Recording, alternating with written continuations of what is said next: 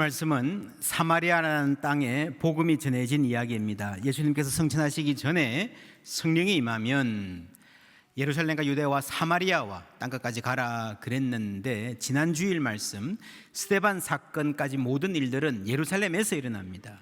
이제 8장에 와서야 복음이 사마리아로 이제 공식적으로 전해지는 거예요. 어떻게 전해지는가? 교회가 모여서 자, 이제 때가 되었으니 우리 사마리아로 갑시다. 예수님 말씀 아닙니까? 그랬던 거 아닙니다. 그렇게 회의하고 방향을 정한 게 아니라 스데반 죽음 후에 사울은 그가 죽임을 마땅히 여기더라. 그날에 예루살렘에 있는 교회에 큰 박해가, 어려움이 닥쳤습니다. 있어 사도 외에는 다 유대와 사마리아 모든 땅으로 뭐라고요? 흩어지니라. 도망간 거예요. 계획 없이 그냥 간 겁니다. 경건한 사람들이 스데반을 장사하고 위하여 크게 울더라. 사울이 교회를 잔멸할세 각 집에 들어가 남녀를 끌어다가 옥에 넘기는 무시무시한 시대가 도래했습니다. 그 흩어진 사람들이 두루 다니며 복음의 말씀을 전할새 빌립이라는 분이 전도자죠. 사마리아 성에 내려가 그리스도를 백성에게 전파하는 이야기가 오늘의 맥락입니다. 여러분, 교회가 가려고 간 게 아니라요, 핍박을 받아서 간 김에 이제 복음을 전하게 된 것이다. 피난 간 교회가, 그렇죠? 그게 사마리아 첫 전도입니다. 그 전에 교회는 예루살렘에 그냥 머물러 있었습니다. 왜 그랬을까요? 예수님이 가라 그랬는데, 성령 충만한 공동체였는데 게을러서 그랬나? 두려워서 그랬던 것 같지는 않습니다. 이분들은요, 정말 하나님의 명령을 순종하기 위해서 목숨도 아끼지 않은 사람이었고요, 성령과 지혜가 충만한 하나님의 일을 분별하고 순종하기 위해서 목숨 거는 사람들이었는데, 왜 예루살렘을 떠나지 않고 사마리아에 가지 않았을까? 여러분, 사람이 담장을 넘어서는 것은요, 그만큼 힘들다는 것입니다. 교회가 선교적 교회가 되는 게 쉽지 않습니다. 사람이 자신의 경계, 한계를 넘어서는 것은 대단히 힘든 일입니다. 사마리아는 본래 이스라엘의 일부였지만 이제는 유대 지역과 적대감이 강했어요. 가깝고도 먼 나라였습니다. 우리나라에서 가장 가까운 나라가 어디입니까? 북한, 그리고 일본, 그렇죠. 그런데 북한은 굉장히 가까운데 대한민국 사람들에게 가장 먼 나라입니다. 그렇죠. 아프리카도 가고 브라질도 가고 러시아도 가는데 북한은 못 가요. 일본 역시 가깝지만 한국인들이 대단히 불편해하는 나라입니다.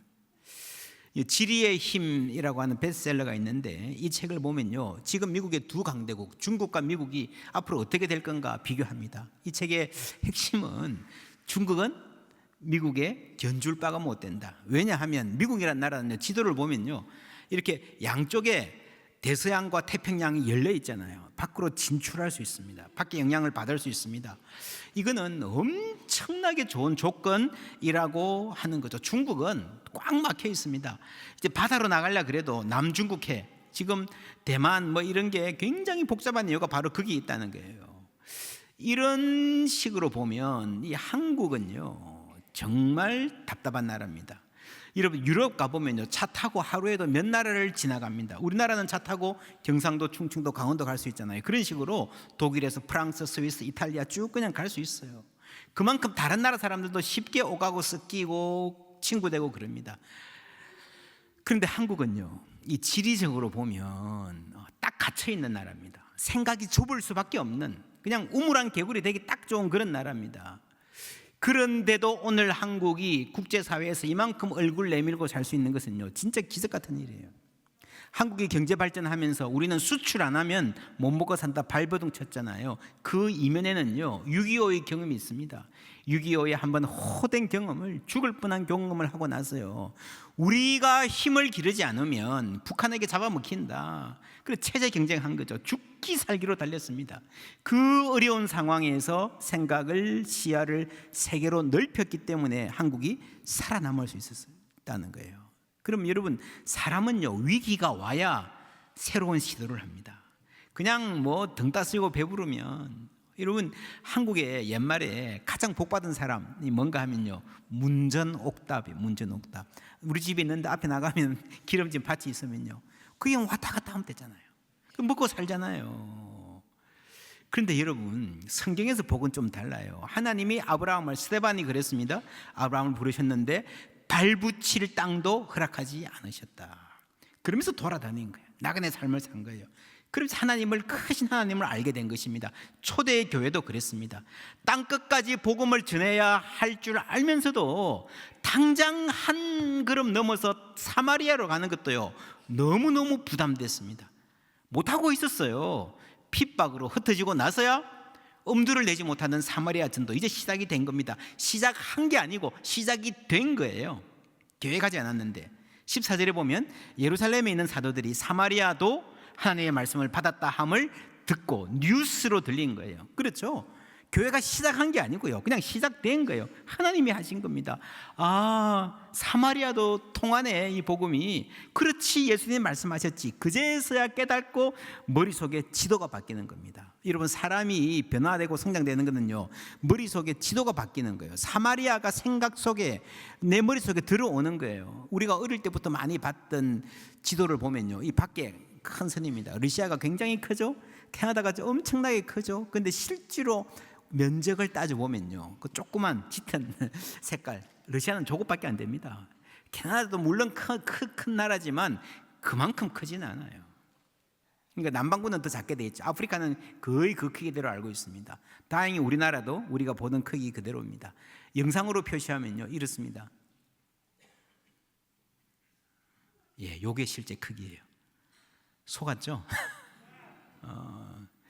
이게 지도를 만들 때 이 구 위에 있는 지도를 평면에 펼려다 보니까 이런 방법을 쓴 거예요. 속이려고 속인 게 아니라.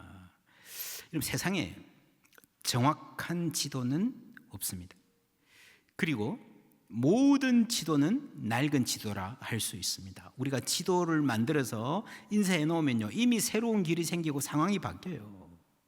문화적 지도도 그렇습니다. 여러분, 미국이 먼 나라입니까? 가까운 나라입니까? 아주 멀죠. 그런데 내 아들이 유학 가 있거나 딸이 시집 가서 살면요, 심리적으로 가까운 나라 같아요. 금방 갈 수 있을 것 같아요. 그게 심리적 거리라고 하는 겁니다. 여기서 포항에서 부산이 멀죠. 멀다면 먼 길입니다. 그런데 어떤 젊은이에게 여친이 생겼어. 그럼 매일 가. 멀다 소리 안 해. 그게 심리적 거리라는 거예요. 유대인들에게 사마리아는요, 대단히 먼 나라였습니다. 우리하고는 관계없는 사람들, 상종할 수 없는 사람들. 그러나 이제 복음 안에서 함께 기뻐할 수 있는 성이 된 것입니다. 이게 뭔가요? 머릿속에 지도가 바뀌는 거예요. 여러분, 지도가 바뀌면 인생이 바뀌고 내 행로가 바뀝니다. 빌립의 전도 5절부터 함께 읽겠습니다. 빌립이 사마리아 성에 내려가 그리스도를 백성에게 전파하니 무리가 빌립의 말도 듣고 행하는 표적도 보고 한 마음으로 그가 하는 말을 따르더라. 많은 사람에게 붙었던 더러운 귀신들이 크게 소리를 지르며 나가고 또 많은 중풍병자와 못 걷는 사람이 나으니.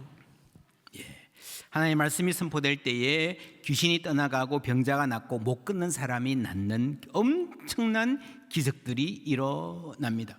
이건 초대교회에 기적들이 유독 많았습니다. 모든 세대에 기적이 있었지만 특별히 사도행전 내에서 봐도요, 이 기적은 어떤 시기에 집중적으로 일어나고 있습니다. 왜 그럴까? 여러분 기억하십니까? 여호수아에서 가나안 땅의 많은 성들을 정복할 때요, 기적적인 방법으로 무너진 성은 단 하나뿐입니다. 맨 첫 성 여리고성. 그러죠? 7바퀴, 맨 마지막에는 하루에 7바퀴 돌 때에 그대로 무너지잖아요. 기적입니다. 이게 첫 성이라는 게 중요해요. 이 사건은 그 가나안 땅도 하나님이 통치하신다는 거죠. 여기도 사탄이 다스리는 곳이 아니라 하나님이 다스리는 곳이라는 것을 보여주는 거예요. 보여주는 것. 첫째 딱 한 성 그렇게 무너지고 나서요, 그 다음에는 전부 다 너희들이 전쟁하라, 너희들이 싸우라 그러는 거예요. 여러분, 싸울 때 뭐가 필요한가? 창과 칼이 필요하죠. 방패가 필요하고 병거가 필요하죠. 그런데 여러분, 더 필요한 것은요, 믿음이에요. 어떤 믿음인가 하면 이 땅도, 이 가나안 땅도 하나님이 다스리는 영역이다. 할렐루야. 아무리 많이 갖추어도 믿음이 없으면 싸울 수 없어요. 세상에서도 그래요. 신념 믿음이든 뭔가 있어야 돼요. 갈렙이 85세에 이런 이야기를 했습니다. 함께 읽습니다. 그날에 여호와께서 말씀하신 이 산지를 지금 내게 주소서. 당신도 그날에 들으셨거니와 그곳에는 아낙 사람이 있고 그 성읍들은 크고 견고할지라도 여호와께서 나와 함께 하시면 내가 여호와께서 말씀하신 대로 그들을 쫓아내리이다 하니. 아멘. 갈렙이 무려 85세 때 말합니다. 이 산지를 내게 주소서. 이 말이 무슨 말입니까? 내가 그냥 그 앞에 가서 딱 서면 그냥 확 무너져서 그냥 나에게 선물로 주세요, 그거 아니잖아요. 내가 싸우겠다는 겁니다. 내가 차지하겠다는 겁니다. 여러분, 성을 그냥 빙빙 도니까 확 무너졌다, 그건 하나님이 하시는 일이다. 우리가 나가서 전투하고 전쟁했다, 그거는 우리가 한 일이다. 아니죠. 둘 다 하나님 주신 능력으로 한 것인 줄 믿습니다. 내가 싸워서 얻겠습니다 라고 말한 거예요. 지난 주일에 그랬습니다. 지극히 높으신 이는 손으로 지은 곳에 계시지 아니하신다. 이 말은요, 하나님을 건물에 제한하지 말라. 예루살렘 성전을 하나님이 소중히 여기시고 거기를 통해서 만나시는 거 확실하지만 거기에 제한되지 않는다는 거예요. 마찬가지로 하나님이 기적을 베푸시지만 기적이 있어야만 하나님이다 아니라는 거죠. 제한하지 말라는 거죠. 우리의 병을 기적적으로 치유하시는 일은요, 오늘도 여전히 가능하고 오늘도 여전히 일어나고 있습니다. 우리 가운데도. 여러분, 경제적인 문제도 그래요. 하나님이 때로는요, 아주 비일상적인 방법으로, 우리가 상상하기 힘든 방법으로 우리의 경제적인 어려움을 채워주시고 해결해 주실 때가 많이 있어요. 여기서 경험하신 분들 많으실 거예요. 하나님 어떻게 알고 그렇게 딱 채워주시나. 그렇지만 내가 성실하게 일하고 한 푼 두 푼 모아가면서 그렇게 성장할 수 있도록 하게 하시는 것도 하나님의 은혜인 줄 믿습니다. 신명기 8장에 나오는 말씀 함께 읽습니다. 내 하나님 여호와를 기억하라. 그가 내게 재물 얻을 능력을 주셨습니다. 이같이 하심은 내 조상들에게 맹세하신 언약을 오늘과 같이 이루려 하심이니라. 아멘. 재물 얻을 뭘 주셨다고요? 능력을 주신. 하나님 우리의 재물을 직접 주시기도 하지만 많은 경우에 물질의 축복을 주시는데 그냥 대박나게 오늘 밤에 열심히 기도하고 내일 로또 사면 1등 되게, 그거 아니고요, 재물 얻을 능력을 주시는 거예요. 열심히 일할 터전과 건강과 성실한 마음 주신 하나님께 감사하시기를 주님의 이름으로 축원합니다.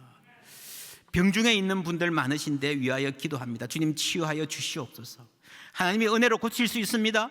또한 의사를 통해서, 약을 통해서 고치시기도 합니다. 어떻게 언제 고치실까는 하나님께 맡기시고요, 기도하십시오.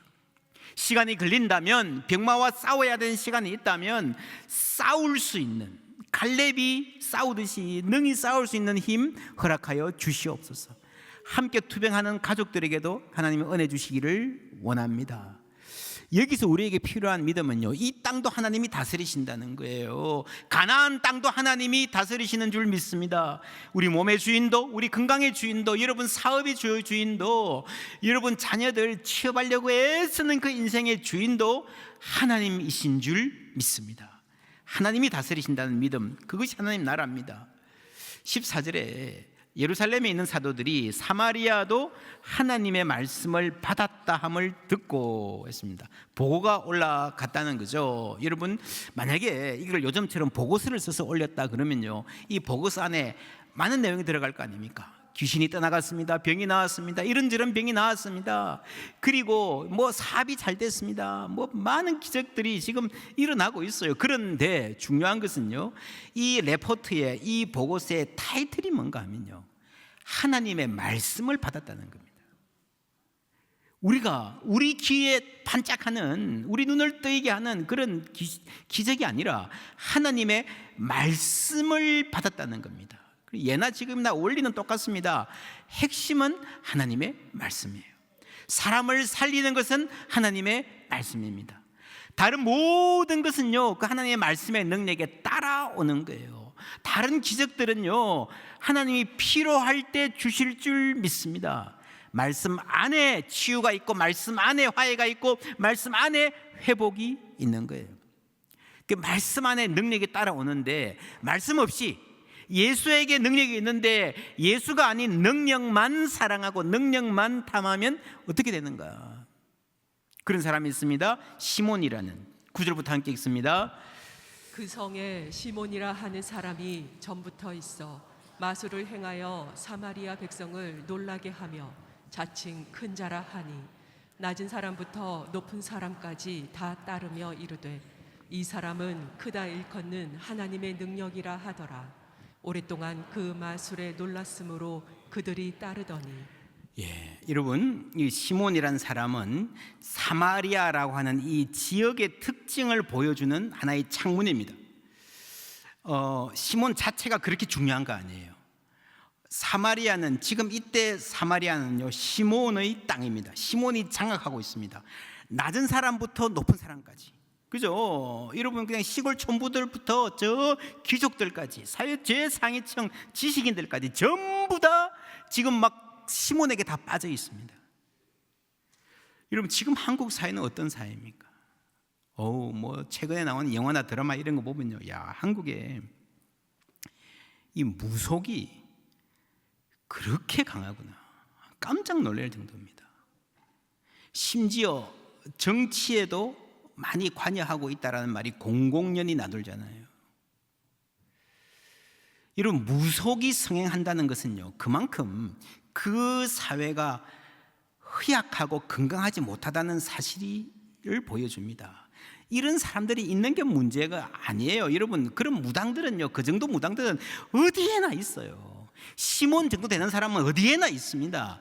문제는 그 사람이 낮은 자부터 높은 자까지 전부 다 큰 영향력을 끼치고 있다는 이 사회가 문제라는 겁니다. 요즘 말로 하면 굳이 무속뿐만 아니라요, 그런 말 여러분 아시죠? 인플루언서, 사회에 영향력이 큰 사람들. 근데 여기 좋은 영향력이 많이 없어요. 유튜브 하는 사람들 있잖아요. 이 무속이 아니어도 얼마나 많은 가짜 뉴스, 혐오를 조장하는 자극적인 성동들, 저질의 유튜버들이 막 조회수가 많이 나오고 돈도 많이 들고 스타가 되고요, 그들이 인플루언서가 된다는 사실이 우리 사회가 얼마나 허약한가를 보여주는 거예요. 이 심각한 문제입니다. 우리와 우리 자녀들 정신을 막 흔들고 있어요. 예나 지금이나 영적인 세계가 있어서 인간이 합리적으로 설명할 수는 없는 일들이 일어납니다. 사탄도 광명의 천사로 가장한다 그랬어요. 출애굽기에 보면은 모세가 하나님의 이름으로 바로의 궁전에 갔을 때 바로의 마술사들이 있었습니다. 함께 읽겠습니다. 모세와 아론이 바로에게 가서 여호와께서 명령하신 대로 행하여 아론이 바로와 그의 신하 앞에 지팡이를 던지니 뱀이 된지라. 바로도 현인들과 마술사들을 부르매 그 애굽 요술사들도 그들의 요술로 그와 같이 행하되 각 사람이 지팡이를 던짐에 뱀이 되었으나 아론의 지팡이가 그들의 지팡이를 삼키니라. 그러나 바로의 마음이 완악하여 그들의 말을 듣지 아니하니 여호와의 말씀과 같더라. 세상 마술사, 무당 대부분 눈속임입니다. 그러나 그 중에 들어는 소수는요, 정말 능력이 있는 경우가 있어요. 초자연적인 어떤 그런 현상을 일으키기도 합니다. 우리가 귀신같이 한다 그러잖아요. 근데 귀신같이 하는 사람들이 있습니다. 그런데 여러분, 그것도요, 하나님의 영이 임하고 하나님의 말씀이 힘을 얻으면요 무너지는 거예요. 도망가는 겁니다. 이길 수 없습니다. 그 현상이 지금 사마리아에서 일어납니다. 오랫동안 그 마술에 사마리아 사람들이 뭐라고요? 놀랐으므로 그들이 따르더니 빌립이 하나님 나라와 및 예수 그리스도 이름에 관하여 전도하면 그들이 믿고 남녀가 다 세례를 받으니 시몬도 믿고, 놀랍죠? 시몬도 세례를 받습니다. 전심으로 빌립을 따라다니며 그 나타나는 표적과 큰 능력을 보고 뭐라고요? 놀라니라. 온 사마리아 사람들을 놀라게 했던, 눈이 동그래져 가지고 신이 시어 추앙받던, 그럼 어땠겠습니까? 우리 병 고쳐주세요, 우리의 미래를 알려주세요, 누구하고 결혼하면 좋을까요, 어떤 사업할까요, 막 집에 있는 거 다 들고 와. 굉장히 부자가 됐을 거예요. 그렇게 사람을 놀라게 했던 사람을 이제 빌립이 놀라게 합니다. 여기서 전심으로 따랐다는 말은요, 진심으로 순수한 동기로 따랐다는 말이 아니라 그냥 열심으로 딱 붙어, 어떻게 해보려고 딱 붙어 다녔다라고 하는 그 말입니다. 그러는 중에 이 소문이 예루살렘에 가서 들리고 사도들이 옵니다. 사도들이 이제 안수할 때 성령 받는 것을 보자 시몬이 완전히 매료됩니다. 와, 나도 저렇게 하고 싶다. 19절에 이르다 이 권능을 내게도 주어 누구든지 내가 안수하는 사람은 성령을 받게 하여 주소서. 이제 성령의 능력을 돈으로 살려고 하는 거죠. 베드로가 뭐라고 대답합니까? 함께 읽습니다. 베드로가 이르되 내가 하나님의 선물을 돈 주고 살 줄로 생각하였으니 내 은과 내가 함께 망할지어다. 하나님 앞에서 내 마음이 바르지 못하니 이 도에는 내가 관계도 없고 분깃될 것도 없느니라. 아멘. 하나님은 이 은혜로 선물로 주시는 것을 돈으로 살 수 없다. 그죠? 그리고 이 도에는 내가 분깃이 없다. 분깃이란 말이 뭐예요? 나의 몫이란 말이죠. 나의 몫. 여러분, 나의 share, my share. 여러분, 주식회사 투자하면 내 몫이 있잖아요. 내 몫. 그게 크든지 작든지 그 몫을 말하는 거예요. 나의 분깃. 이 말은요, 하나님의 교회의 그 엄청난 영광 안에 우리 한 사람 한 사람의 분깃이 있고 자리가 있다는 말이에요. 여러분, 스데반이 세상에서 핍박당하고 오해받고 돌로 치는데도 천사의 얼굴을 하고 하늘을 바라봤잖아요. 여러분, 왜 그랬겠습니까? 어떻게 그럴 수 있었겠습니까? 세상은 아니지만요, 이 하늘에 하나님의 거룩한 교회에 그리스도께서 나를 영광 중에 받아주시고 거기에 나의 분깃이 있음을 아는 거예요. 할렐루야. 그래서 여러분, 하나님의 이 거룩한 교회의 일원이 된다는 것, 그 종말론적 백성이 된다는 것은요, 말로 다 할 수 없는 영광이 있는데 그거를 알지 못하는 거예요. 그거를 알지 못하니까 타락하고 엉뚱한 짓 하는 거예요. 세상 것을 자꾸 탐하는 거예요. 오늘 여기서 또 하나 중요한 질문이 있습니다. 15절부터 함께 읽습니다. 그들이 내려가서 그들을 위하여 성령 받기를 기도하니 이는 아직 한 사람에게도 성령 내리신 일이 없고 오직 주 예수의 이름으로 세례만 받을 뿐이더라. 이에 두 사도가 그들에게 안수함에 성령을 받는지라. 여러분, 이 구절이 많은 주석가들이 사도행전 전체를 통해서 가장 이해하기 힘든 구절이라 그럽니다. 왜냐하면 세례를 받았는데 기적도 막 일어났는데 아직 성령을 못 받았다는 거죠. 빌립이 세례 줄 때는. 그런데 두 사도가 가서 안수할 때 그제서야 성령이 임했다라고 하는 것은 왜 그랬을까?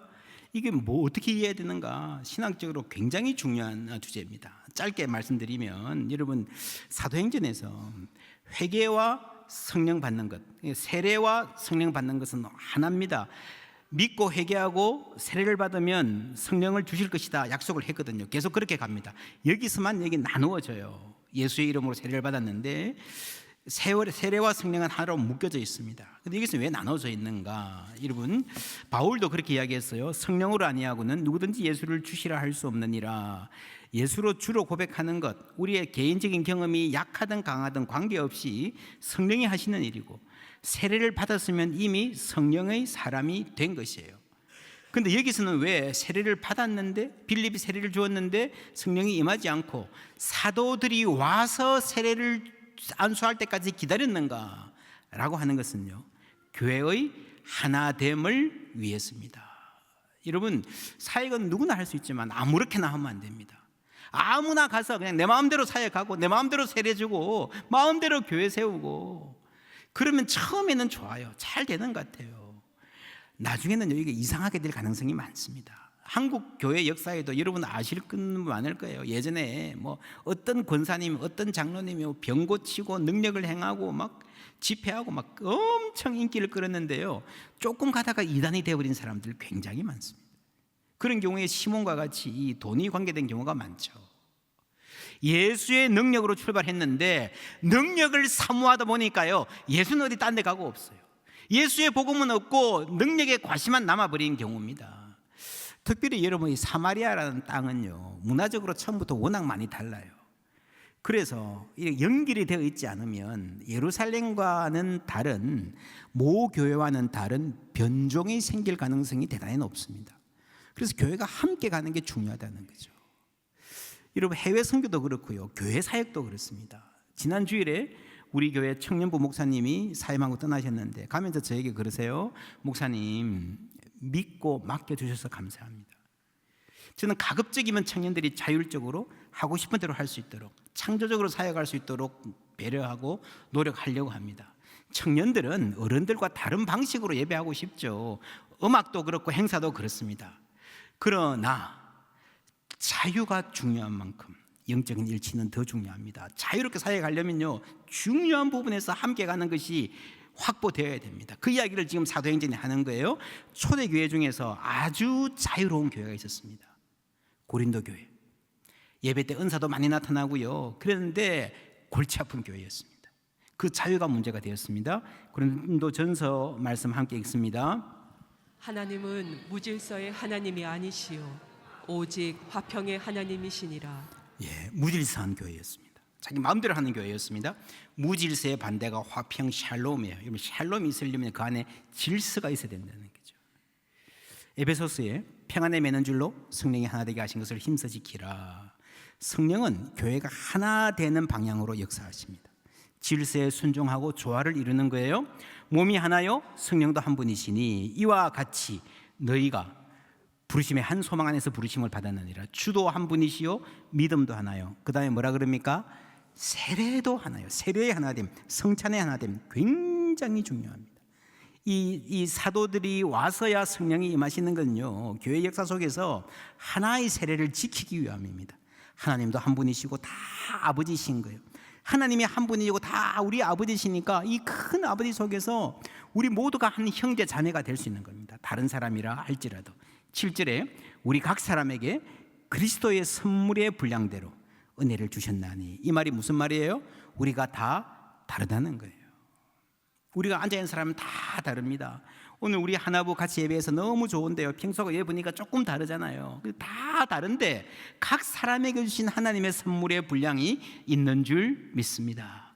그 다른 사람이 하나가 되는 거예요. 여러분, 예수 믿으면 머릿속에 지도가 바뀐다 그랬죠. 옛날에는 사마리아가 굉장히 멀다 생각했는데 사마리아 사람들은 우리하고 다르다 생각했는데 별로 안 달라요. 예수 하나님을 아버지로 섬기면요, 먼 나라가 가까워지고 다르다고 생각했던 사람들이 친구가 되고 형제가 될 수 있는 것입니다. 오늘 오후에 연결된 고통이라는 책 북토크 하는데 이기병 교수님, 서울 가리봉동에 있는 외국인 노동자 전용 의원에서 3년인가요 이렇게 공중보건으로 일했던, 다음 보여주시면 경험들을 풀어낸, 그 후에 의료 인류학 쪽도 공부를 하시고요. 참 귀한 책입니다. 이 책에 보면은 조선족 노동자들, 네팔인 청년들, 에티오피아인들, 그까지 다른 사람들이 막 이 의사 선생님 방에 찾아오는데, 여러분 병원 가시면 주로 의사 선생님 어떻게 만나십니까? 한 몇 분 만나십니까? 한 3분? 그렇죠? 그 대부분 의사 선생님들 그냥 컴퓨터만 보고 있어요. 컴퓨터만, 기록만 보고. 그런데 그 몇 마디 어디 아파요 하는 가운데 정말 많은 인생의 고백들, 다양한 이야기들, 하나의 세계가 담겨 있는 거예요. 그 세계를 만나면서 했던 경험들, 제가 이 책을 읽고 너무너무 감동을 받았습니다. 작년인가요? 상세하게 소개한 적도 있습니다. 여러분, 연결된 고통이란 말이 무슨 말이에요? 네 고통 내 고통 따로 있는 것 같이 보이는데 실제로 하나라는 거예요. 실제로 같은 인간이라는 겁니다. 하나님이 한 분이시기 때문에, 만유의 아버지시기 때문에 그 한 분 하나님을 섬길 때에 우리 모두가 형제요 가족이 될 수 있을 줄 믿습니다. 그 사마리아가 그렇게 멀지 않은 거예요. 장애인이 우리하고 그렇게 다른 삶이 아니라는 거예요. 조금 다르지만 그 다르다는 사실이 문제가 되지 않고 축복이 되는 겁니다. 이 담을 넘었을 때에, 내 평소의 경계를 넘었을 때 반드시 거기에 하나님이 주시는 기쁨이 있습니다. 지난주에 우리가 담 넘어서 또 열심히 했잖아요. 큰 기쁨이 보고되었습니다. 그 성에 큰 기쁨이 있더라. 할렐루야. 다 같이 다시 읽어볼까요? 시작. 그 성에 큰 기쁨이 있더라. 다시 한번 할게요. 그 성에 큰 기쁨이 있더라. 이 말씀이 우리의 삶에 실현되기를 주님의 이름으로 축원합니다. 포항제일교회에 큰 기쁨이 있더라. 우리 하나부에 큰 기쁨이 있더라. 여러분 가정에 큰 기쁨이 있더라. 할렐루야. 포항에, 우리 대한민국에 큰 기쁨이 있더라. 우리가 경계를 넘었을 때에, 우리가 연결되어 있음을 알 때예요, 하나님이 주시는 기쁨이 있습니다. 우리 장애인의 삶 마찬가지입니다. 많이 다르지만요, 다 연결되어 있는 거예요. 마가 공동체 분들이 올해부터 장애인 사회 같이 하기로 하면서 벌써 함께 하면서 참 은혜 많이 받습니다 하는 간증들이 막 나오고 있습니다. 하나님 하시는 일입니다. 우리 장애인 관련 동영상 하나 같이 보시겠습니다.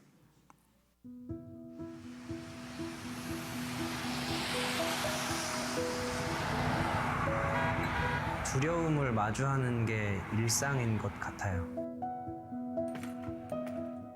때로는 특혜를 받고 있는 사람들로 여기기도 하죠.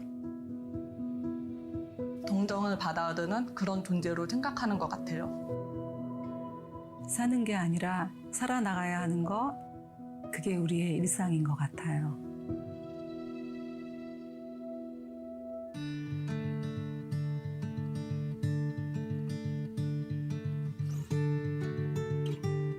운 좋게도 88 서울 패럴림픽에 성화봉송 주자로 참여하게 되었습니다.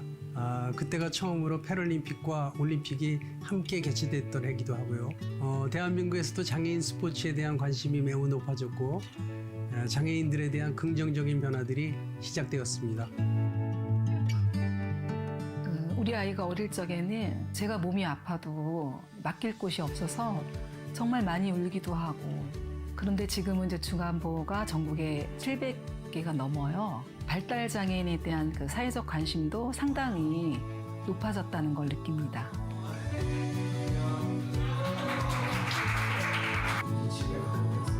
스마트폰 어떻게 보세요? 뭐 배달 앱은 쓸 줄 아세요? 시험은 어떻게 보고?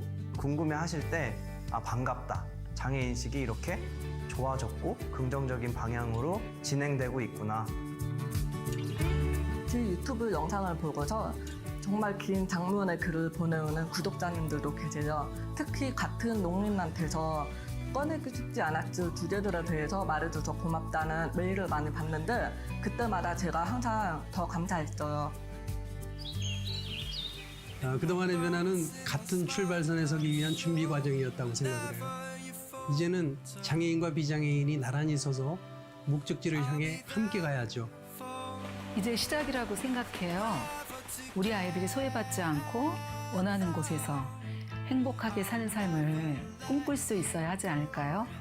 장애인 차별, 금지, 반대 이런 얘기 듣는 분들도 정말 지겹겠죠. 하지만 우리가 더 이상 자신의 권리를 외치지 않아도 되는 그날까지 멈추지 않을 겁니다. 인간 이현학도 행복하고 시각장애인 이현학으로서도 행복한 세상 다 같이 만들어 주셨으면 좋겠습니다. 다름을 넘어 함께 나란히 앞으로.